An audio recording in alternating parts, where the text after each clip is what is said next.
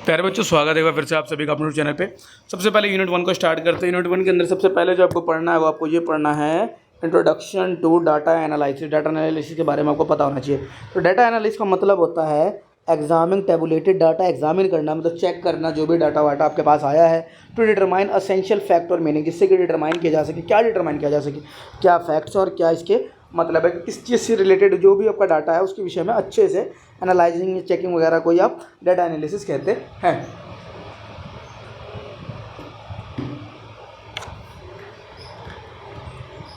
It involve dividing complex factor. इसके अंदर involve हो जाते हैं आपके डिवाइड करना complex factors into understandable part and presenting them collectively for meaningful interpretation. इसके अंदर है ना आप डिवाइड कर देते हैं कॉम्प्लेक्स फैक्टर को। किस तरीके से डिवाइड करते हैं? अंडरस्टैंडेबल पार्ट, मतलब कि जिसको देख करके समझा जा सके, अध्ययन किया जा सके, इस प्रकार से उसको कन्वर्ट कर देते हैं। And presenting them collectively for meaningful interpretation, और इसको प्रेजेंट करते हैं काफ़ी मीनिंगफुल वे के अंदर। Before starting a researcher must draft a plan of analysis. मतलब स्टार्ट करने से पहले कोई भी जो रिसर्चर होता है ना, वो ड्राफ्ट रेडी कर देता है, अपने पास ड्राफ्ट रेडी रखता है, जिस and consult expert to draw factual result, और किसी एक्सपर्ट वगैरह से कंसल्ट करके है ना बेटर वे में प्रेजेंट करता है, जो भी उसके अंदर कमी वगैरह होती है उनको ठीक करके। ठीक है, फिर आ जाता है आपके पास बेसिक टर्म्स। कुछ बेसिक टर्म्स के बारे में आपको पढ़ने आना चाहिए। सबसे पहला जो बेसिक टर्म आपके पास दे रखा है वो दे रखा है नल हाइपोथेसिस। इसके अंदर है ना about the trait of population. इसके अंदर अजम्पशन लगाए जाते हैं ट्रेट ऑफ पॉपुलेशन के बाद there is no significant difference between sample factor and population parameter. इसके अंदर कोई मतलब नो सिग्निफिकेंट डिफरेंस, कोई डिफरेंस नहीं होता between sample factor and population parameter. Second आता है अल्टरनेटिव हाइपोथेसिस। अल्टरनेटिव के अंदर है ना ये डायरेक्टली अपोज होता है नल का। If the null hypothesis is rejected alternative is accepted. अगर नल वाला रिजेक्ट कर दिया जाएगा तो अल्टरनेट वाला चीज़ होगा बिल्कुल उनका उल्टा होता है। फिर आता है सिंपल। ये कंप्लीटली स्टेट करता है पॉपुलेशन डिस्ट्रीब्यूशन को, population mean and standard aviation but non. इसके अंदर पॉपुलेशन के हिसाब से काम हो रहा होता है, पॉपुलेशन मीन वगैरह निकाल के थोड़ा आपका स्टैटिस्टिक्स का पार्ट हो जाता है। ठीक है, non specific hypothesis do not completely indicate the problem. इसके अंदर प्रॉब्लम ही नहीं दिखाया जाता है, नॉन स्पेसिफिक हाइपोथेसिस होता है। और लेवल ऑफ सिग्निफिकेंस की अगर आप बात करते हैं तो the maximum probability of rejecting of the null hypothesis when the actually true usually set of advance 5, 1, 10% का होता है ये। ठीक है, फिर आता है आपके पास decision rule. The criteria stabilised by the resources to determine whether the accept और रिजेक्ट नल हाइपोथेसिस। ये डिसीजन रूल के अंदर आपको पढ़ना होता है क्या क्राइटेरिया रखा जाएगा, किस चीज़ों के ऊपर है ना एक्सेप्ट करेंगे नल हाइपोथेसिस को या फिर रिजेक्ट करेंगे। अगर नल वाले को एक्सेप्ट कर लिया तो नहीं करा, अगर रिजेक्ट करा तो अल्टरनेटिव यूज हो जाएगा। सिंपल वाले में सिंपली होता है, पॉपुलेशन के ऊपर बेस होता है। नॉन स्पेसिफिक के अंदर प्रॉब्लम बताया नहीं जाता। लेवल ऑफ सिग्निफिकेंस के अंदर आप देखते हैं कि कितने चांसेस हैं, और डिसीजन रूल के अंदर आप डिसीजन बना रहे होते हैं। ये हो जाता है आपका basic terms in hypothesis testing. ठीक है, फिर आ जाता है type of trial in testing. अलग अलग प्रकार के ट्रायल्स होते हैं। सबसे पहले आता है राइट ट्रायल, फिर आता है लेफ्ट ट्रायल, फिर आता है टू ट्रायल टेस्ट, और कुल मिला के आपको तीनों टेस्ट के विषय में पढ़ना है। अब ये अल्टरनेटिव हाइपोथेसिस की वहाँ पे यूज़ किया जाता है to predict and output value more than projected value. Output value को प्रोजेक्ट करने के लिए, प्रिडिक्ट करने के लिए मोर देन प्रोजेक्टेड वैल्यू। और लेफ्ट रेटेड के अंदर अल्टरनेटिव हाइपोथेसिस का यूज़ किया जाता है, और यहाँ पे लेस देन प्रोजेक्टेड वैल्यू होता है। पहले वाले में मोर देन प्रोजेक्टेड वैल्यू, दूसरे वाले में लेस देन प्रोजेक्टेड वैल्यू। और टू ट्रायल मेथड के अंदर क्या होता है, not equal the projected value as not equal, equal नहीं आना चाहिए। ठीक है, the rejection area is divided into 2 part both end of the curve. Rejected area को 2 पार्ट में बांट दिया जाता है। Error in hypothesis testing. क्या क्या एरर होते हैं किसी भी प्रकार के हाइपोथेसिस टेस्टिंग के अंदर? सबसे पहले आता है टाइप 1 एरर। हालांकि यहाँ पे फॉर्मूला वगैरह थोड़ा क्लियर नहीं आ रहा है क्योंकि यहाँ पे कॉपी पेस्ट हो नहीं पाया अच्छे तरीके से। हाँ, इन फ्यूचर जरूर इसको बेटर करने की कोशिश करेंगे। Other when researcher reject the null hypothesis. ये तब होता है जब रिसर्चर रिजेक्ट कर देता है नल हाइपोथेसिस को, और जब ये एक्सेप्ट कर लेता है इसको टाइप 2 एरर बोल देते हैं। व्हेन द एक्चुअली ट्रू और व्हेन इज एक्चुअली फॉल्स। अगर फॉल्स होते हुए भी एक्सेप्ट हो रहा है तो भी एरर है, और सही होते हुए रिजेक्ट हो रहा है तो भी एरर होता है। ये 2 प्रकार के एरर आ जाते हैं। ठीक है, फिर आ जाता है आपके पास the 6 step hypothesis testing process. 6 steps के हाइपोथेसिस टेस्टिंग प्रोसीजर के विषय में आपको पढ़ना है। Frame the hypothesis, define the null and alternative hypothesis based on research objective. इसके अंदर हाइपोथेसिस जो बेस्ड होता है पूरा का पूरा रिसर्च ऑब्जेक्टिव के ऊपर होता है। सेकंड आता है डिटरमाइन लेवल ऑफ सिग्निफिकेंस। इसके अंदर डिटरमाइन किया जाता है कॉन्फिडेंस लेवल, एग्जांपल 5% है, 10% है, 1% है। Before drawing sample so inference do not influence alternative. इसके अंदर इन्फ्लुएंस नहीं हो, इसके लिए किया जाता है। फिर आता है कंसिडर अजम्पशन। कंसिडरेशन के अंदर स्टेबलाइज किया जाता है statistical assumption like normality, independence and error distribution. ये नॉर्मली अजम्पशन पे होता है, इंडिपेंडेंस होता है और एरर डिस्ट्रीब्यूशन पे होता है।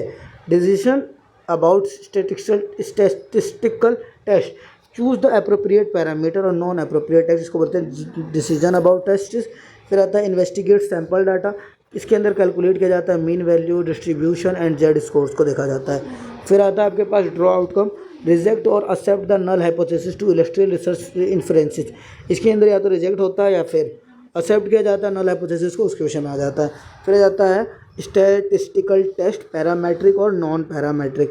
सबसे पहले पैरामेट्रिक की बात करें तो इसके अंदर पैरामेट्रिक टेस्ट का इस्तेमाल किया जाता है when the population distribution known normally distributed. जो पॉपुलेशन आपके पास जो नोन है वो डिस्ट्रीब्यूटेड होती है और कैन बी ईजिली अप्रॉक्सीमेट। सबसे पहले आता है टी टेस्ट इसके अंदर, देन ये टी टेस्ट का फॉर्मूला आ जाता है। फॉर्मूला आप आराम से देखिए, अच्छे से देखिए, क्योंकि फॉर्मूला समझ नहीं पाएंगे तो हो नहीं पाएगा। फिर सेकंड आता है second T test formula, second T test formula. दोनों फार्मूला आपके ऊपर बता दिए, आप अच्छे से नोट कर लीजिए। बाकी अगर आप कहते हैं कि वो क्या कहते हैं इसे प्रैक्टिकल प्रॉब्लम्स, तो वो भी बात कमेंट कर दीजिएगा, प्रैक्टिकल प्रॉब्लम्स आपको अलग से करा दिए जाएंगे। जेड टेस्ट फार्मूला ये होता है, तीनों फार्मूला आपके सामने आ चुके हैं, ठीक है। नॉन पैरामेट्रिक टेस्ट होता है, इसके अंदर ची स्क्वायर टेस्ट आता है। ची स्क्वायर टेस्ट का फॉर्मूला ये रहा।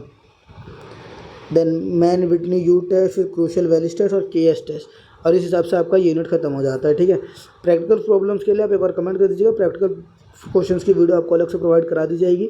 बाकी वीडियो अच्छी लगी तो लाइक कमेंट शेयर करना ना मिले। मिलते हैं अगले वीडियो में, धन्यवाद। हेलो एंड वेलकम एवरीवन, स्वागत है फिर से आप सभी को अपने चैनल पे। तो इस वीडियो के अंदर हमने यूनिट 2 को स्टार्ट करने वाला है। यूनिट 2 का नाम है बाइवेरिएट एनालिसिस, ठीक है। उम्मीद करता हूँ आपने पहले यूनिट देख ली होगी और प्रैक्टिकल क्वेश्चन के लिए आपने कमेंट कर दिया होगा, तो मेरी प्रैक्टिकल क्वेश्चन आंसर की वीडियो आपने जरूर देख ली होगी, ठीक है। तो सबसे पहले आपको पढ़ना है एनालिसिस ऑफ वेरिएंस, एनोवा जिसको बोलते हैं, एनालिसिस ऑफ वेरिएंस। इसके अंदर है ना, it divide the observed variability. इसके अंदर डिवाइड किया जाता है ऑब्जर्व्ड वेरिएबिलिटी को in the data set into two parts, दो पार्ट्स के अंदर। कौन कौन से दो पार्ट होते हैं? सबसे पहले आता है systematic factor which have a statistical influence. इससे पहले आ जाता है आपके पास सिस्टमैटिक, जिसके अंदर आप स्टैटिक्स का पूरा इस्तेमाल करते हैं। सेकंड आता है रैंडम फैक्टर, रैंडम फैक्टर के अंदर स्टैटिक्स वगैरह का इस्तेमाल नहीं आता है, ठीक है। सेकंड आता है आपके पास F static F ratio method, ठीक है। और इसी प्रकार से थर्ड जाता है आपके पास ग्रुप लेवल पे। इसके अंदर अलग अलग लेवल पे कैटेगराइज करके किया जाता है। क्या क्या अजम्पशंस होते हैं एनोवा के, यानी एनालिसिस ऑफ वेरिएशंस के? तो subjects in each sample have no relation, किसी के साथ किसी सब्जेक्ट का कोई रिलेशन नहीं होना चाहिए। Sample sizes for the variance group should be equal, sample size equal होना चाहिए। And the dependent variable must be normally distributed, और जो भी डिपेंडेंट वेरिएबल है वो नॉर्मली डिस्ट्रीब्यूट हुआ होना चाहिए। And the variance in the population must be equal, और जो भी वेरिएंस है पॉपुलेशन के अंदर वो भी इक्वल होना चाहिए। फिर आ जाता है आपके पास क्लासिफिकेशन ऑफ एनोवा, क्लास किस बेस पे क्लासीफाई किया जाता है? इसके अंदर सबसे पहले आता है वन वे एनोवा और फिर आता है to way ANOVA. One way के अंदर क्या होता है? कंप्रेस मीन अक्रॉस 3 और more groups and using one categorical independent variable और one continuous dependent variable. Two way ANOVA के अंदर आ जाता है analyse the impact of two independent variable. इसके अंदर दो इंडिपेंडेंट आ जाता है, उसके ऊपर 3 या 3 से ज़्यादा होते हैं। दो वे वाले में 2 इंडिपेंडेंट वेरिएबल होते हैं और वन वे वाले में अक्रॉस 3 और मोर ग्रुप, 3 या 3 से ज़्यादा ग्रुप्स के ऊपर काम हो रहा होता है, ठीक है। फिर आता है आपके पास topic introduction to bivariate analysis. Bivariate analysis के अंदर आपको पढ़ना है, जिसके अंदर सबसे पहले आपको पढ़ना है प्लॉटिंग प्रोसीजर के अंदर। प्लॉटिंग प्रोसीजर के अंदर सबसे पहले आता है आपके पास स्कैटर प्लॉट्स। इसके अंदर है ना plots dot on x axis, इसके अंदर एक्स एक्सिस पे प्लॉट किए जाते हैं डॉट्स को, एंड वाई एक्सिस पे, जिससे कि सिस्टमैटिक पैटर्न बनता है बिटवीन टू वेरिएबल्स, दो वेरिएबल्स के बीच में।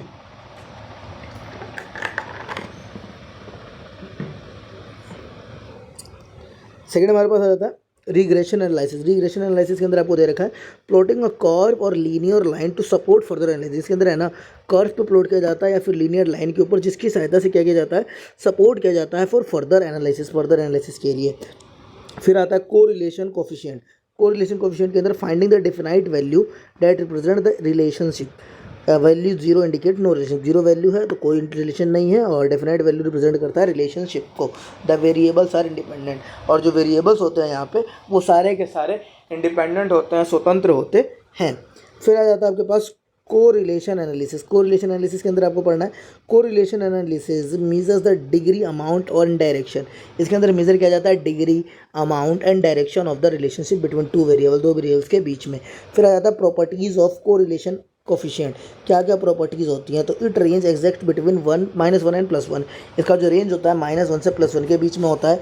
It is dependent of unit, independent of units of measurement. ये इंडिपेंडेंट होता है मतलब निर्भर होते हैं यूनिट ऑफ मेजरमेंट के ऊपर। It is independent of the change of origin. ये इंडिपेंडेंट होते हैं चेंज ऑफ ओरिजिन के ऊपर भी, एडिंग सब्ट्रैक्टिंग कॉन्स्टेंट वगैरह होता रहता है। सिमेट्रिकली आपके पास ये फॉर्मूला आ जाता है RxY बराबर RYX, और ज्योमेट्रिकली अगर आप देखें तो R बराबर √BXY.BYX आ जाता है। फिर कोरिलेशन आपके पास दो प्रकार के होते हैं। कौन कौन से प्रकार के होते हैं? सबसे पहले आता है पॉजिटिव, फिर आता है नेगेटिव, फिर आता है जीरो। पॉजिटिव वाले में क्या होता है? Variables move same direction. अगर सेम डायरेक्शन में चल रहा है, if X increases Y increase, अगर एक्स बढ़ रहा है और साथ साथ वाई भी बढ़ रहा है तो इसको आप पॉजिटिव कोरिलेशन बोलते हैं। लेकिन अगर वही नेगेटिव में अगर एक इन्वर्स चल रहा है, अगर एक इंक्रीज हो रहा है दूसरा घट रहा है, दूसरा इंक्रीज हो रहा है पहला घट रहा है, तो उसको नेगेटिव कोरिलेशन बोला जाता है। और जीरो कोरिलेशन क्या होता है? तो जीरो कोरिलेशन एक ऐसे प्रकार का हो जाता है जिसके अंदर variable are completely interdependent on each other, दोनों एक दूसरे के ऊपर निर्भर होते हैं। इसको जीरो कोरिलेशन बोला जाता है। Techniques of compute correlation. क्या क्या टेक्निक होती है जिसके माध्यम से हम कंप्यूट करते हैं कोरिलेशन को? सबसे पहले आता है आपके पास scatter diagram, plotting variables as dots. Variables को डॉट्स के रूप में रिप्रेजेंट किया जाता है टू विजुअली एग्जामिन।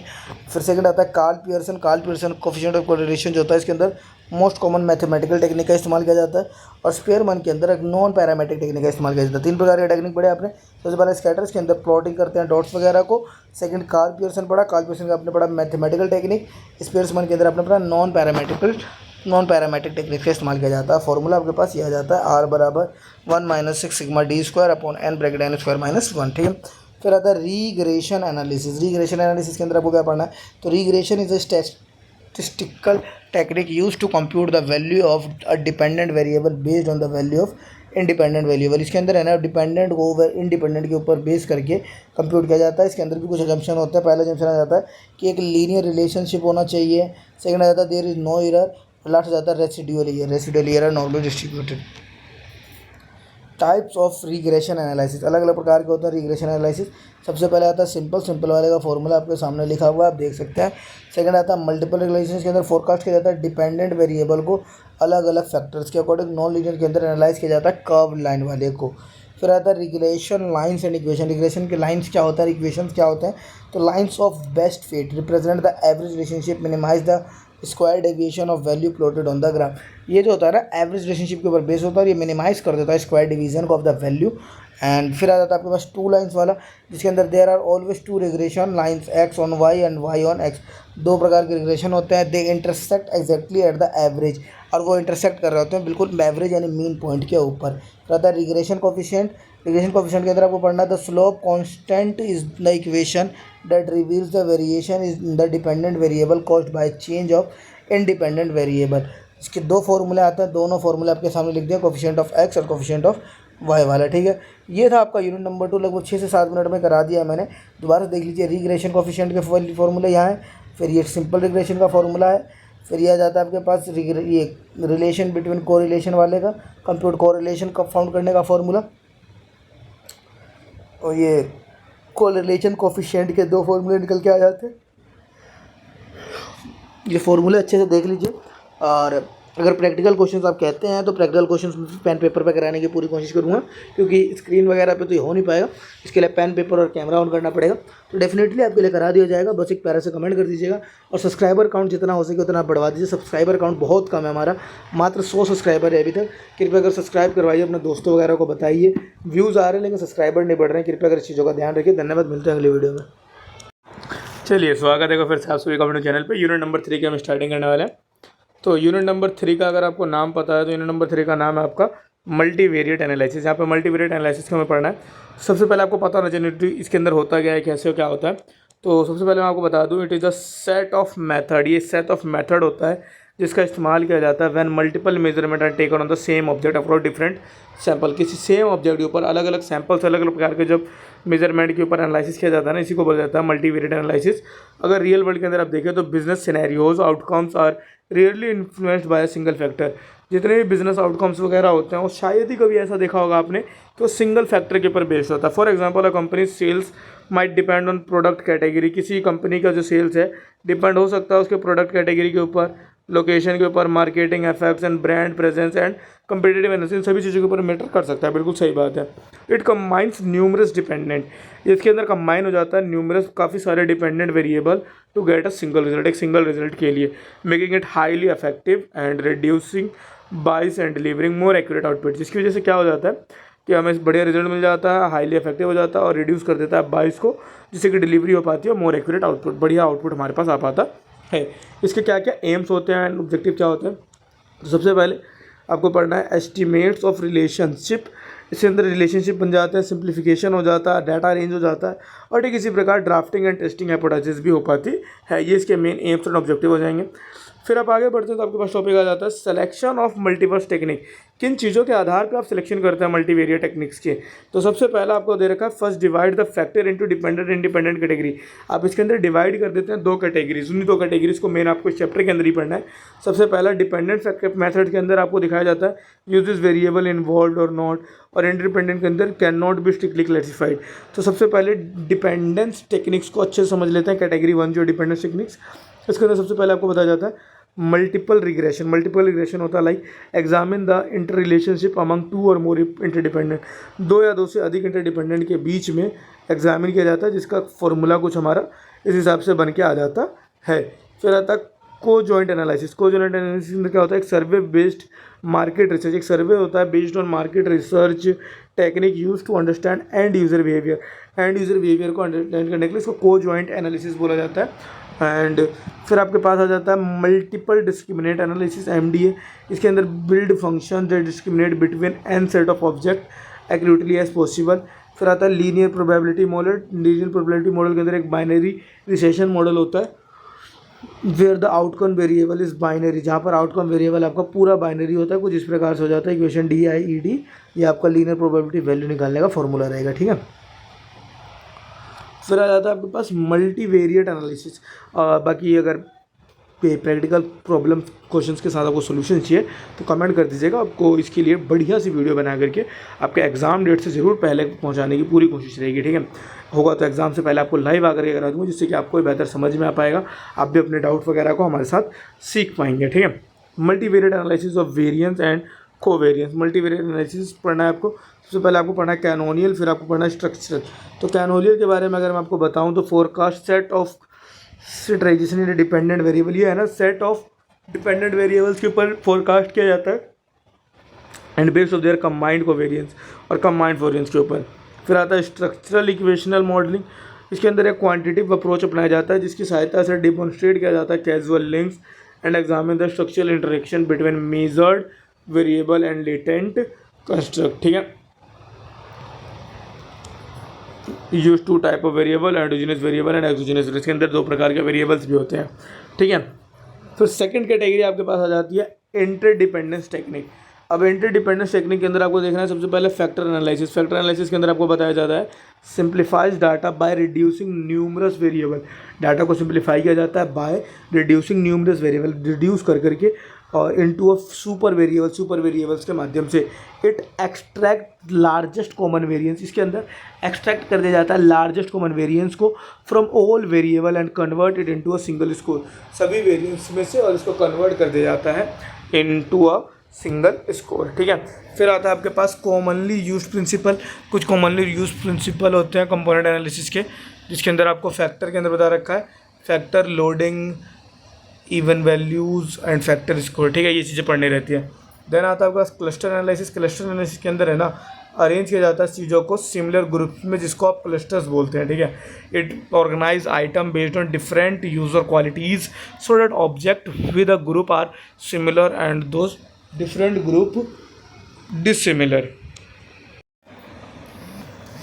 इसके बाद हमारे पास आ जाता है मल्टी डायमेंशनल स्केलिंग। इसके अंदर हम देखते हैं bye plotting data on a multi dimensional, इसके अंदर डाटा को प्लॉट किया जाता है मल्टी डायमेंशनल स्केल के ऊपर। It help visualize how similar और डिस्टिंक्ट एंटिटीज़, ठीक है। फिर आता है corresponding analysis, also known as reciprocal averaging. It visualize relationship between categories using contingency table, इसके अंदर कंटीजेंसी टेबल के माध्यम से रेसिप्रोकल एवरेजिंग के नाम से इसको जाना जाता है, उसके बीच में हम एनालिसिस करते हैं। एक्सीलेंट फॉर ब्रांड मैपिंग, ये सबसे अच्छा माना जाता है ब्रांड मैपिंग के लिए, क्योंकि it reveals relative relationships between brand and their perceived trade. ये रिवील्स कर देता है रिलेटिव रिलेशनशिप को between brand and perceived trades के। ठीक है, तो लगभग ये था कुछ आपका यूनिट नंबर 3।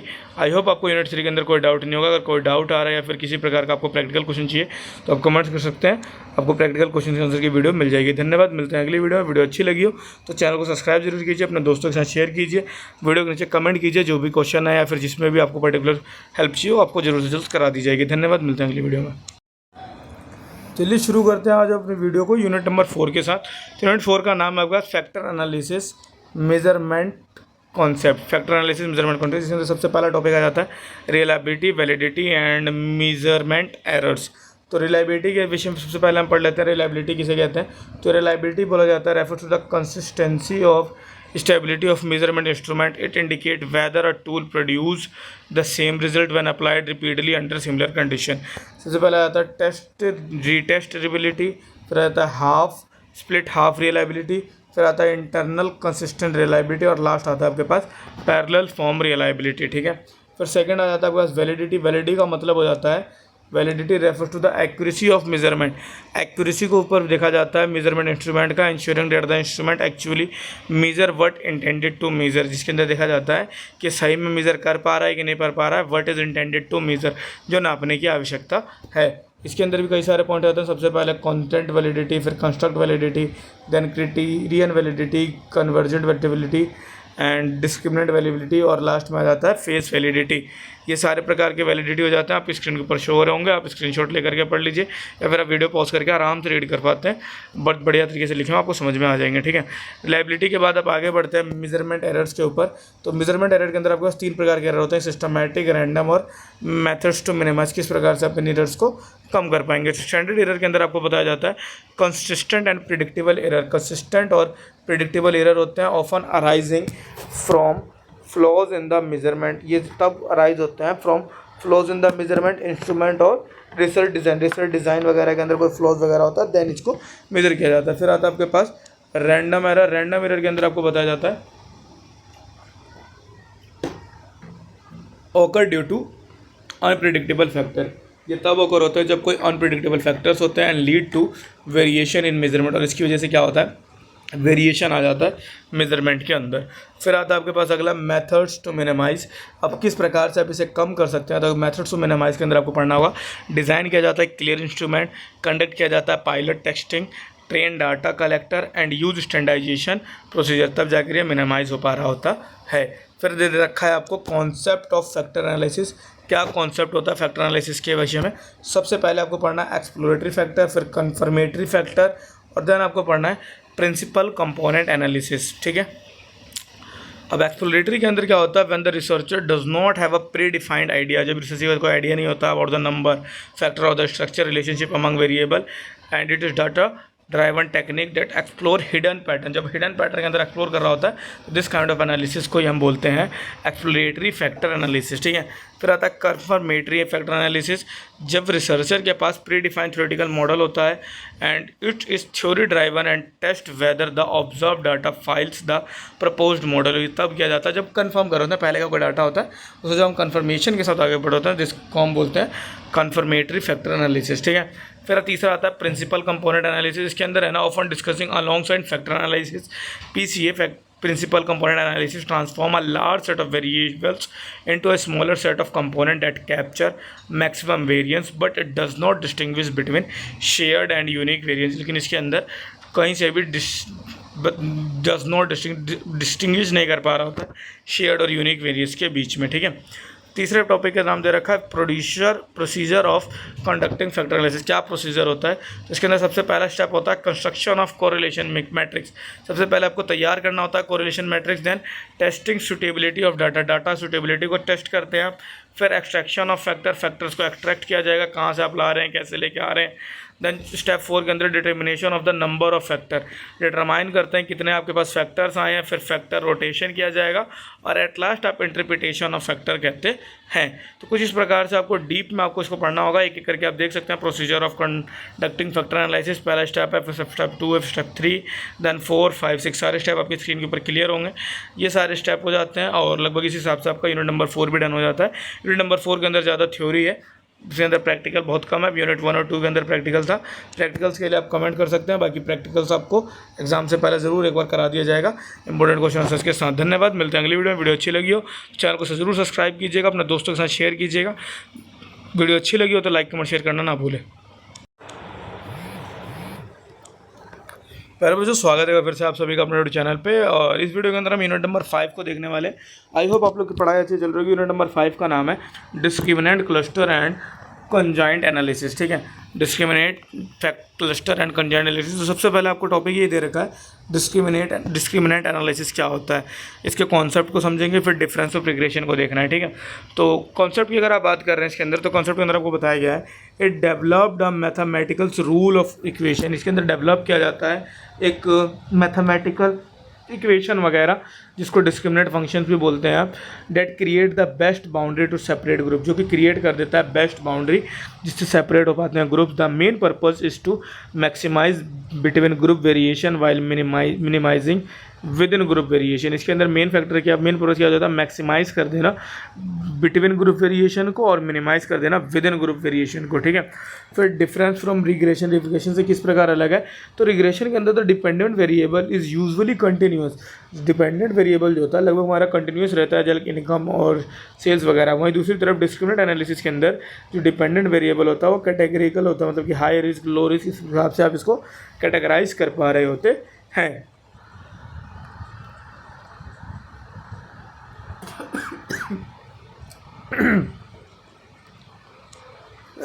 इसके ऑब्जेक्टिव क्या क्या होते हैं,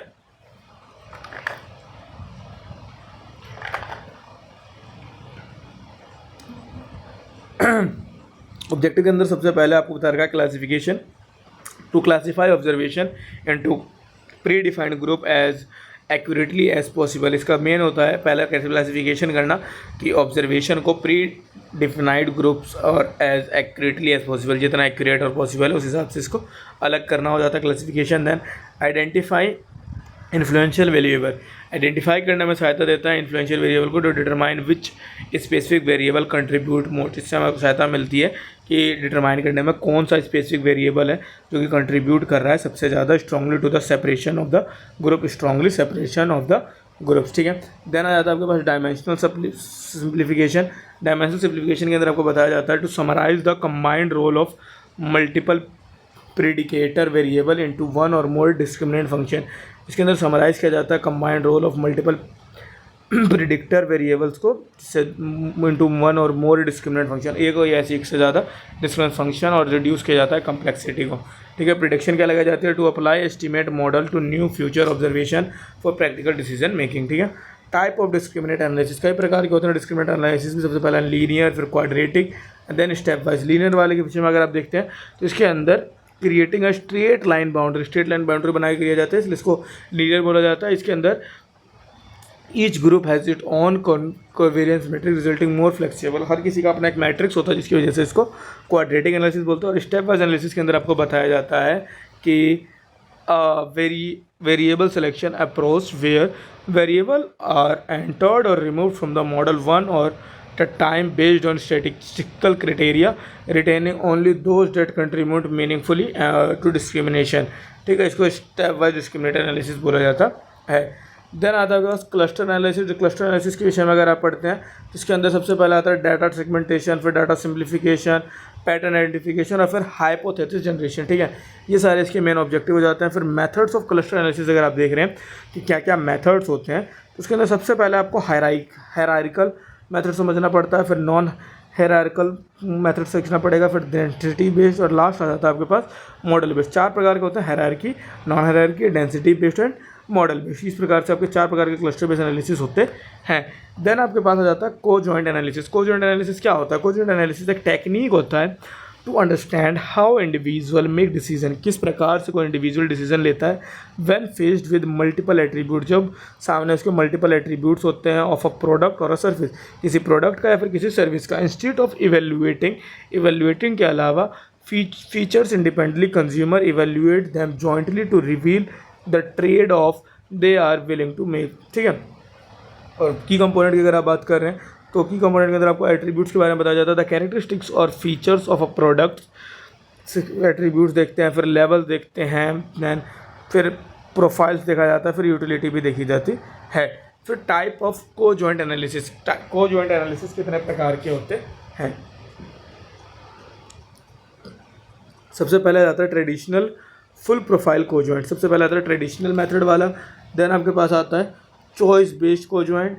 देन आता है अडेप्टिव, ट्रेडिशनल मतलब पारंपरिक तरीके से कर रहे हैं, चॉइस बेस्ड के अंदर अपने चॉइस के अकॉर्डिंग कर रहे हैं, अडेप्टिव कर रहे हैं। सेल्फ एप्लीकेटेड, सेल्फ एप्लीकेटेड मतलब कि it's relied on stated preference, खुद से सेल्फ एक्सप्लिकेटेड करके जो करा जाता है उसको सेल्फ एप्लीकेटेड को जॉइंट बोला जाता है।